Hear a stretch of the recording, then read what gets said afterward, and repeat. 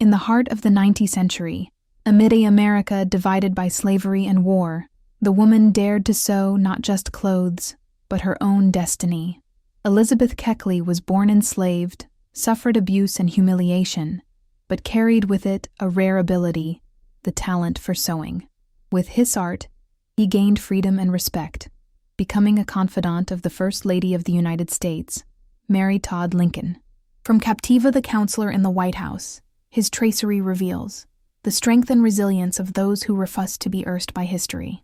Before you board this journey of pain and overcoming, think, from the place where you are now, can you imagine how a Black woman, born enslaved, read Washington's most powerful halls? Subscribe to the channel and answer in the comments. Was Elizabeth just a talented seamstress, or a symbol of silent resistance? On a cold morning of 1818, on a small farm in Virginia, the first shouts of Elizabeth Keckley cut the air. The sun had barely lifted, and the rough sound of the currents was already able to hear by the dry land. Elizabeth was born like so many other Black children at that time. No rights, freedom, future. Slavery was the only reality he knew, prison that impregnated the air he breathed, and the soil where he took his first steps. From a very young age, Elizabeth experienced the cruelty of the condition in which she was born. The big house, with its imposing walls and haughty windows, was a constant reminder of the oppressive hierarchy that ruled his life. Inside, the lords of white skin and cold eyes dictated rules and punished any infraction with amazing severity. In the kitchen or in the fields, the work was incessant and the punishment relevant. Elizabeth lived with her mother, Agnes, the woman of unbreakable strength, who was the seamstress of the farm. Even under the yoke of slavery, Agnes tried to instill in his daughter a spark of hope. At night, he sewed in the bruising light of a lamp. Agnes whispered stories of resistance and courage, of a freedom that seemed as far as the stars, but the reality was relevantless.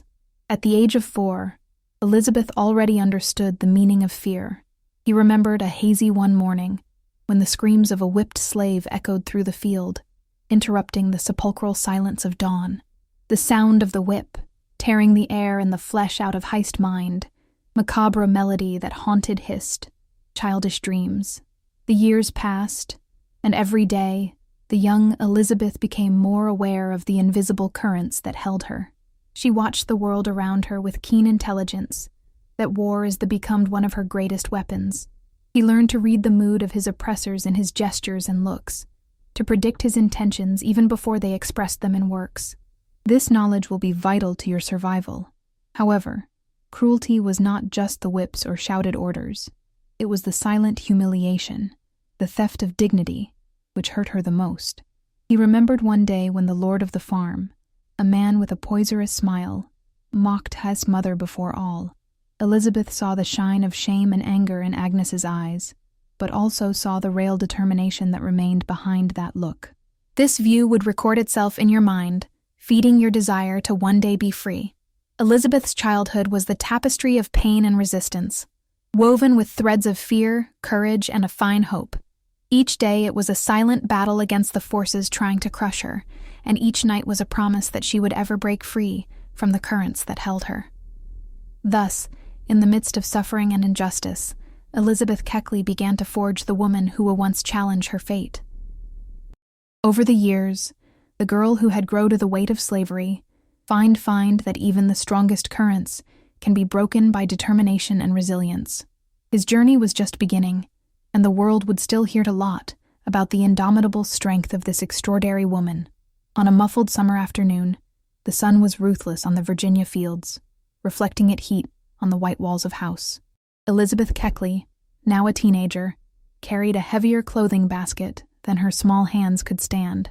Each step was a fight against the accumulated tiredness of endless working days, but she knew she could not hesitate, could not show weakness. The farm was a stage of constant surveillance, where even a deeper sigh could result in 7 repricar. It was in this oppressive bounty that Elizabeth suffered her first great violence, both physical and psychological. The pain of the surfaces was intense, but the humiliation of being treated as less than human was even deeper. Often, after an exhaustive day, Elizabeth disputed it was looking at a dark corner of the kitchen. the tears dripping silently down his too, as he pressed hands against his, trying to drown out the screams of pain that echoed in his mind. However, in the midst of this incessant suffering, Elizabeth found an unlikely refuge: sewing. Under the affection-ornate tutelage of her mother Agnes, she learned to handle the needle with a dexterity that would soon become legendary. The skillful and careful hands of Agnes guide their own, and little by little, the sewing is in the Lonar right, a task to becoming an art, the means of expressing feelings that words could not description. With each point, Elizabeth weaves not only fabrics, but also dreams of freedom and hope.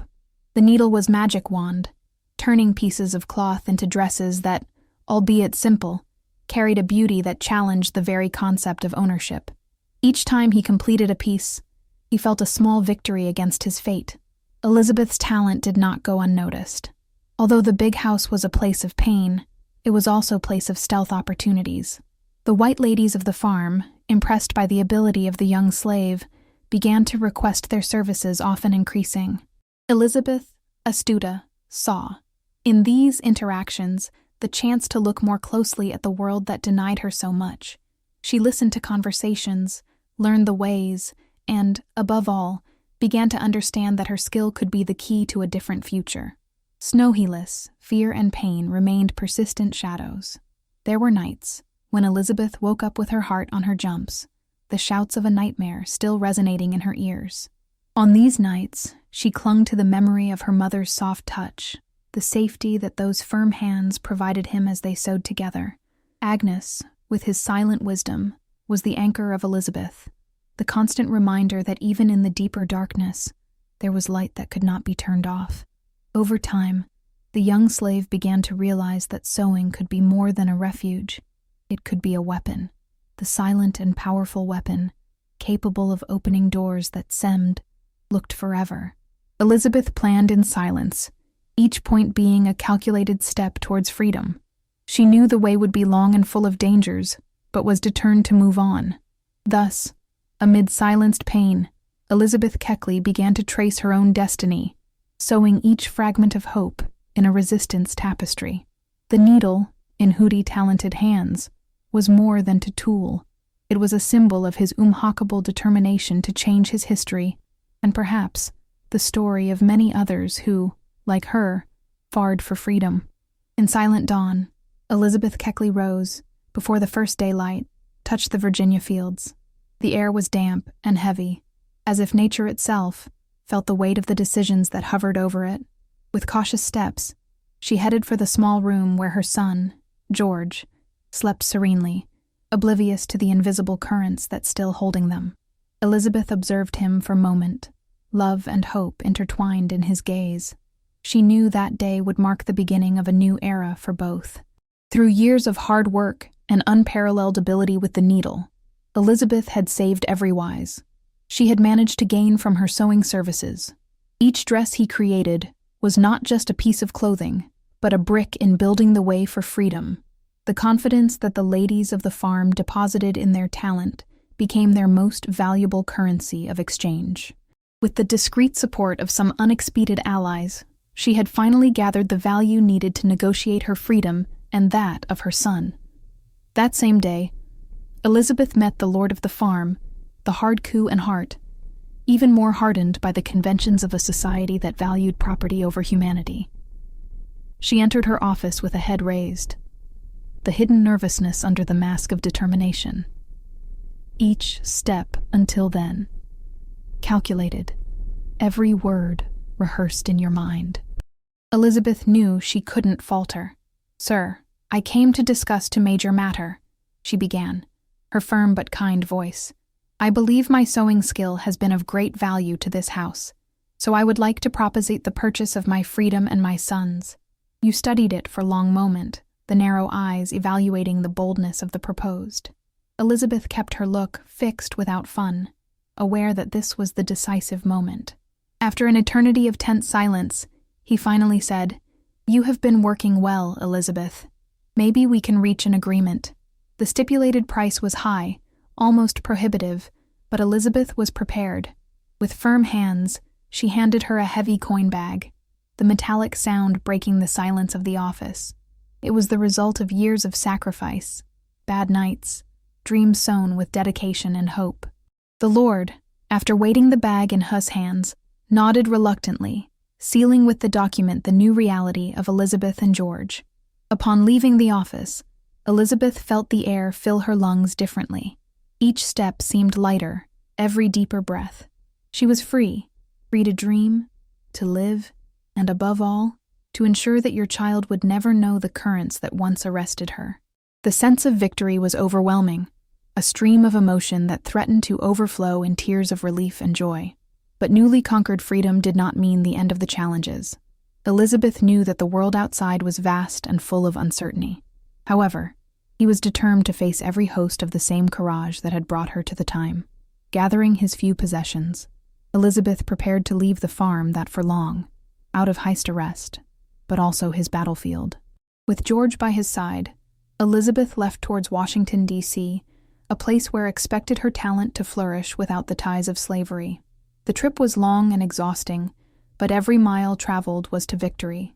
Each city that left behind was a reminder of the past, that now became a distant shadow. Arriving in the capital, Elizabeth soon came across a society in transformation, where ideas of freedom and equality began to gain strength. The city was boiled with the policy and social tensions that will precede the Civil War, but also opportunities for those who, like Elizabeth, southed a new beginning. With skill and determination, Elizabeth quickly settled as a renowned modista. His creations soon caught the attent of the ladies of high society, and it was not long before his name drank synonymous with elegance and sophistication. Elizabeth Keckley was in the Lonar right-to-form slave. She was an artist, businesswoman, the woman who challenged fate and won. The freedom gained with so much effort was not just a personal good, but in responsiveness that Elizabeth embraced fervor. She has become an active voice in the struggle for abolition, using her influence to support the cause and help others find the way to freedom. His history of resilience and transformation has spurred inspiring many to rise against the injustices of their time. Amid the agitation and hopes of a boiling country, Elizabeth Keckley found her place. His journey, marked by pain and overcoming, became a symbol of resistance and courage. And as he walked the streets of Washington, he felt the soft breeze of freedom caresses his face, the constant reminder that with determination and faith, even the most impossible dreams can community. One bright morning of autumn, the city of Washington was slowly awakened, wrapped in a fog that softened the lines of its buildings and monuments. The streets began to come to life, with carts and carriages tracing their daily routes, while Elizabeth Keckley prepared for another day of work on her little but crazy sewing workshop. It was a modest space, full of colorful fabrics and dummies that patiently awaited the magic of their skilled hands. There, Elizabeth built not only dresses, but also her reputation, point to point, in city that was seething with the tensions and expectations of the 19th century. Elizabeth's rise in Washington was not a tale of luck or chance, but a story of unparalleled determination and talent. Over the years, his ability with the needle had become legendary. The ladies of high society, always seeking news and distinction, saw in Elizabeth not only a seamstress, but an artist, capable of turning simple tissues into true works of art. Each dress was an expression of elegance, designed with precision and attention to the details that revealed the genius of its creator. Elizabeth personally attended each of his clients, listening to his stories and care, turn his aspirations into reality through his tuitions. It was the relationship of mutual trust, built not only for the quality of their work, but also for their ability to understand and translate the most intimate yearnings of Tom in the clothes. It was as if, when dressing each of them, Elizabeth gave them an invisible armor of trust and beauty. Among his most illustrious clients was Mary Todd Lincoln, then President Abraham Lincoln's wife. Mary, known for her demanding and sometimes extravagant taste, found in Elizabeth an invaluable ally, empathy and mutual respect that quickly developed between the two women. Ares transcended the professional relationship, becoming a friendship that challenged the social conventions of the time. Elizabeth had become more than the modista. He was confidant, companion in times of uncertainty and pain that marked his life in the White House during the tumultuous years of the Civil War.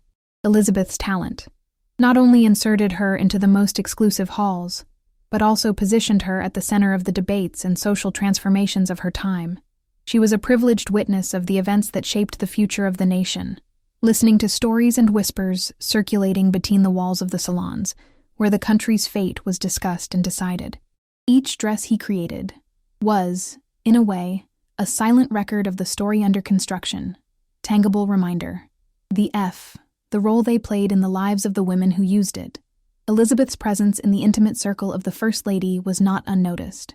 Many wondered about the influence that a slave-born black woman could exert in such a politically loaded environment. But Elizabeth, with her intelligence and discretion, sailed through these turbulent waters with grace and firmness. She understood the power of her connections and used it to advocate for causes that were expensive, such as the abolition and the struggle for black rights. Despite his social and professional rise, Elizabeth never forgot his roots. He continues to devote himself to those who still fought against the currents of slavery, using his influence to open paths and offer support to those who needed him. Organized charitable events, raised funds, and, above all, shared Ite's story, inspiring many to believe in the possibility of a better future. His life was the manifestation of resistance and overcoming, living proof that, with courage and perseverance, the heavier currents can be broken.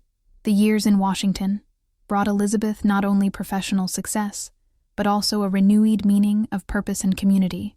She had found a place where her voice and talent were valued, where she could not only dream, but also to perform. Each dress that came out of Heist Workshop was a testimony of his journey, life lived under the shadow of slavery, but flourished in freedom and confidence. Thus, while the country struggled in the midst of wars and changes, Elizabeth Keckley continued to walk her way, sewing not only fabrics, but also a narrative of hope and equality. At each line, at each point, Elizabeth left her indelible brand in history, story that, like her dresses, was made to last, to challenge time and inspire future generations. Amid the whirlwind of events surrounding the Civil War, the White House became a whirlwind of emotions and tensions, where crucial decisions were made every moment. Mary Todd Lincoln, the First Lady, felt the overwhelming weight of expectations and personal tragedies that unfolded around her. With her husband, Abraham Lincoln, struggling to maintain unity and abolish slavery, Mary faced her own internal demon.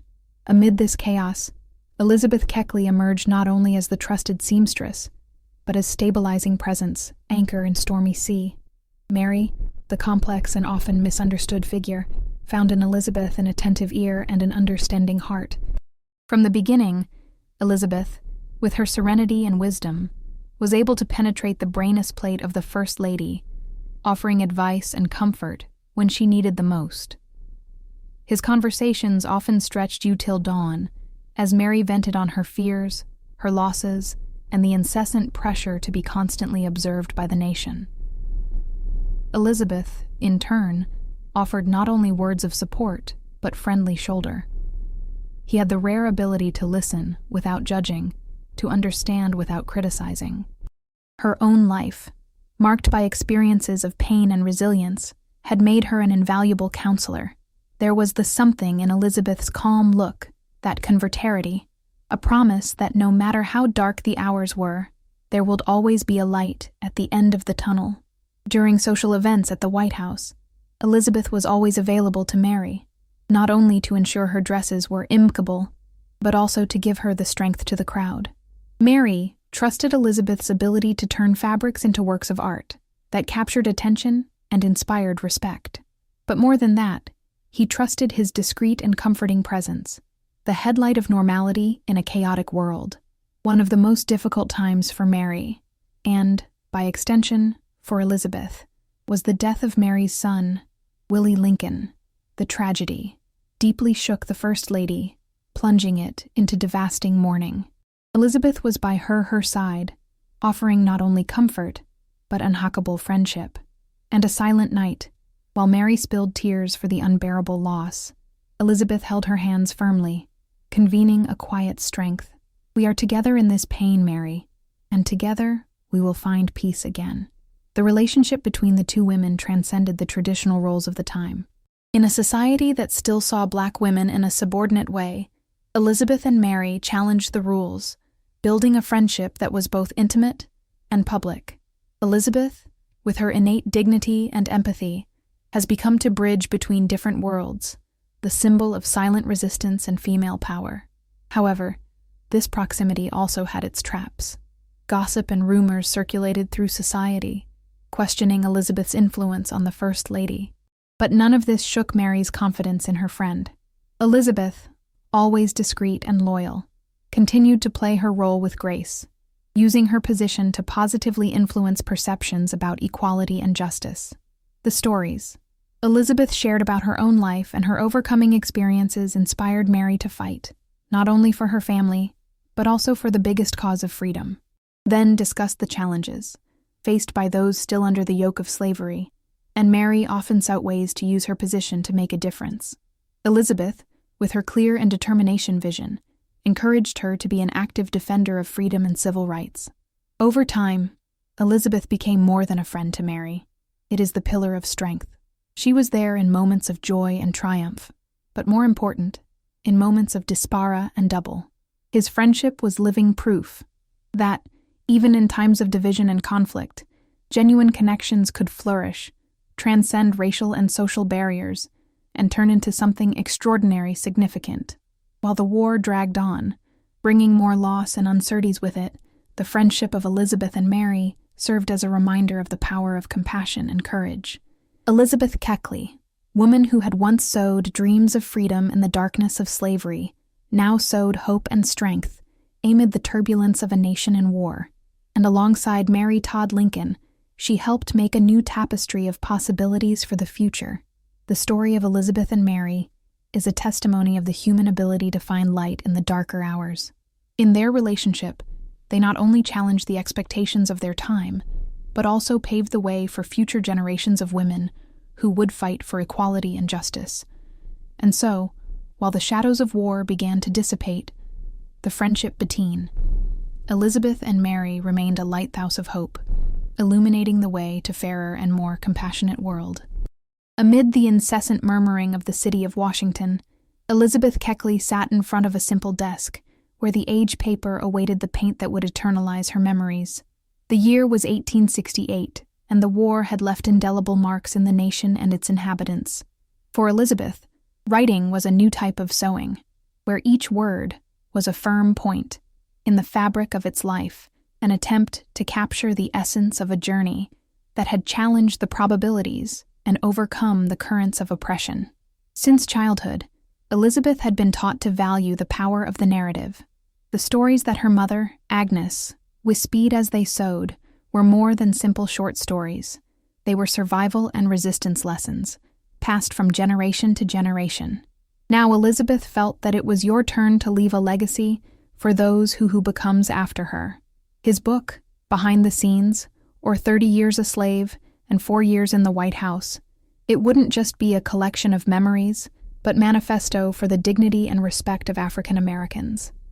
Throughout the pages, Elizabeth unraveling each layer of her life, from the dark days of slavery to her experiences as the confidant of the First Lady. The account was honest and challenging, exposing the complexities of a time when the struggle for freedom and equality was being born amid rooted conflicts and harm. She did not shy away from detailing the difficulties and humiliations suffered, but also about the unqualified strength she had encountered in herself and those around her. While writing, Elizabeth remembered the relationship with Mary Todd Lincoln. The friendship that flourished in war times was the cornerstone of history, the testimony that genuine connections could transcend social and racial divisions. In narrating his dialogues and shared moments, Elizabeth not only illuminated Mary's complex character, but also reaffirmed her own role as a woman of influence and wisdom. The publication of your memories would be a courage, break from barriers that few expedited to see overthrowing. However, Elizabeth was aware that decision to publish such memories would not be received without resistance. Washington was a city of rumors and intrigue, where relationships between the powerful were often involved in secrets and silences, revealing the intimacies of the White House, even with the invention of humanizing those who lived there. was a risk that Elizabeth was willing to run. She believed that the truth had the power to inspire change, and that her story could serve as a torch, illuminating the way to a fairer future. The reaction to the book were diverse as intense. Some figures of society and politics saw the work with suspicion, questioning the motivation behind personal revelations. Others, especially among African American communities, saw her like a heroine, woman who had dared to speak when so many were silenced. Elizabeth had become an unofficial spokesman for the millions who were still fighting for acceptance and equality. The impact of his stories was deep and lasting. Readers from all over the country, from different origins and social levels, found in Elizabeth's words an unexpected resonance. His ability to transform persons, hostile experiences into universal lessons, was proof of his innate talent for narrative, the mirror of his stability with the needle, where each line told his own story. Elizabeth not only told her own story, it also made room for others. He encouraged young writers and activists to use their experiences as fuel for change. He participated in conventions and meetings, where debates on civil rights and equal opportunities were beginning to gain strength. She has become a prominent figure in the struggle for the rights of women and African Americans, using her notoriety to derisive for reforms that offshore a fairer future for all. As his reputation grew, Elizabeth remained true to her roots, always remembering the promise made to herself and her mother, that her freedom would not only be yours, but step towards a world where no one else needed to live the yoke of oppression. His words, both spoken and written, were a constant reminder that true freedom will only come when everyone share it. Looking back to the trajectory that had brought her so far, Elizabeth felt a mixture of pride and humility. The girl who had once dreamed of escaping the chains of slavery was now a woman whose legacy was recorded in history. And while the future still kept challenges, she knew she had left an indelible brand, the tapestry of resistance and hope that, like her sewing creations, would resist the test of time.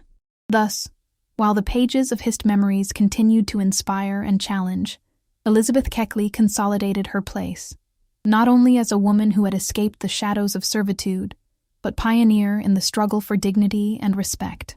His life, subhuman with courage and determination, remained a symbol that, even in the face of the most severe adversities, it is possible to embrace a future of freedom and justice for all.